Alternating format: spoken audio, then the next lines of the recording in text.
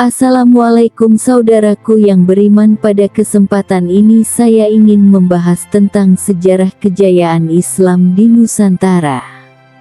Sejarah kejayaan Islam di Nusantara.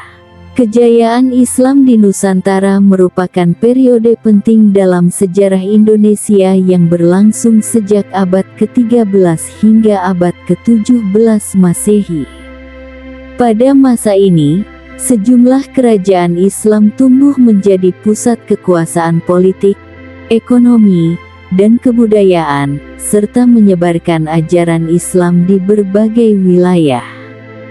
Kejayaan tersebut mencakup pembentukan kerajaan-kerajaan Islam besar, perkembangan ekonomi melalui perdagangan, serta lahirnya tradisi keilmuan dan kesenian bernuansa Islam. Tanda hubung. 1. Munculnya kerajaan-kerajaan Islam. Kerajaan Samudera Pasai abad ke-13 di Aceh adalah salah satu kerajaan Islam pertama di Nusantara. Berdiri di lokasi strategis jalur perdagangan internasional, kerajaan ini berkembang pesat dan dikenal sebagai pusat perdagangan dan dakwah.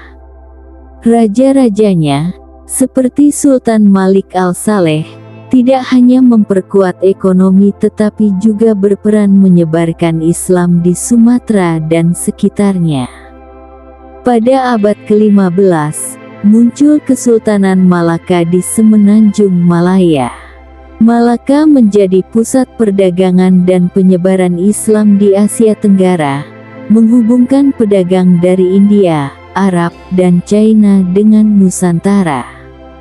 Setelah Malaka jatuh ke tangan Portugis, pengaruhnya diteruskan oleh kerajaan-kerajaan Islam lain di Nusantara. Tanda hubung. 2. Masa keemasan kerajaan Islam di Jawa, Demak dan Mataram Islam. Kesultanan Demak abad ke-15 hingga ke-16 merupakan kerajaan Islam pertama di Jawa yang didirikan oleh Raden Patah, keturunan Raja Majapahit. Demak mencapai puncak kejayaannya di bawah Sultan Trenggana, yang memperluas kekuasaannya hingga Jawa bagian timur dan pesisir utara. Demak juga berperan dalam menyebarkan Islam melalui kegiatan dakwah yang dipelopori oleh para wali, seperti Sunan Kalijaga dan Sunan Gunung Jati. Setelah keruntuhan Demak, pengaruh Islam di Jawa dilanjutkan oleh Kesultanan Mataram Islam.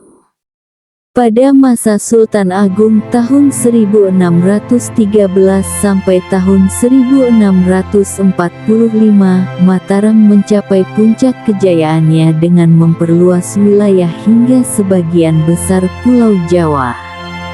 Sultan Agung juga dikenal karena memadukan unsur-unsur budaya Islam dan tradisi Jawa, seperti dalam sistem pemerintahan dan kalender Jawa Islam. Tanda hubung. 3. Aceh sebagai pusat keilmuan Islam.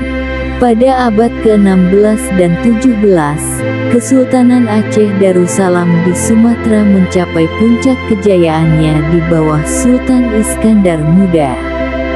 Aceh bukan hanya menjadi pusat perdagangan rempah-rempah, tetapi juga pusat keilmuan Islam. Banyak ulama besar, seperti Syekh Nuruddin Ar-Raniri dan Hamzah Fansuri, muncul dari Aceh dan menyebarkan ilmu tasawuf dan fikih. Aceh juga menjalin hubungan diplomatik dengan kekuatan Islam lainnya, seperti Kesultanan Utsmaniyah di Turki. Hal ini memperkuat posisi Aceh sebagai salah satu pusat peradaban Islam di Nusantara. Tanda hubung. 4. Perdagangan dan ekonomi dalam kejayaan Islam. Kejayaan kerajaan-kerajaan Islam di Nusantara didorong oleh perdagangan internasional. Pelabuhan-pelabuhan seperti Aceh, Malaka, Banten, dan Gresik menjadi tempat persinggahan pedagang dari berbagai belahan dunia. Komoditas utama, seperti lada, pala, dan cengkih, diperdagangkan ke Eropa dan Asia. Para penguasa Islam memanfaatkan posisi strategis mereka dalam jalur perdagangan untuk memperkaya kerajaan dan memperkuat pengaruh Islam. Selain itu, interaksi dagang yang intens mempercepat proses Islamisasi di wilayah pesisir dan pedalaman. Tanda hubung. 5.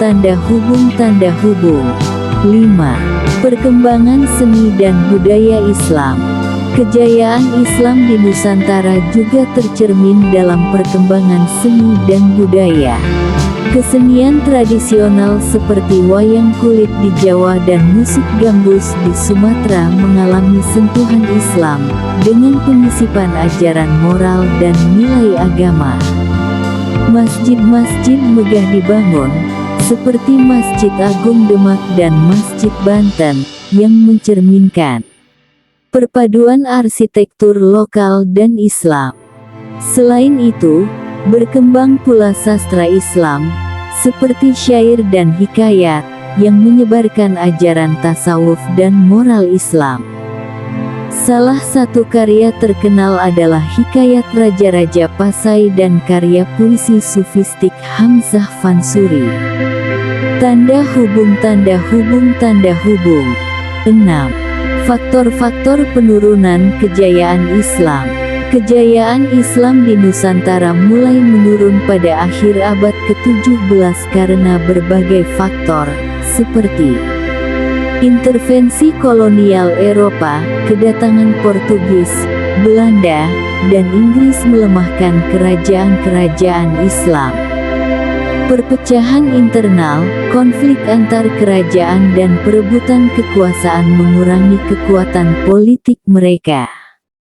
Kontrol perdagangan oleh VOC, Belanda berhasil memonopoli jalur perdagangan strategis dan mengendalikan perekonomian Nusantara. Meskipun demikian, warisan kejayaan Islam tetap bertahan dalam tradisi keagamaan, budaya, dan tatanan sosial masyarakat hingga hari ini.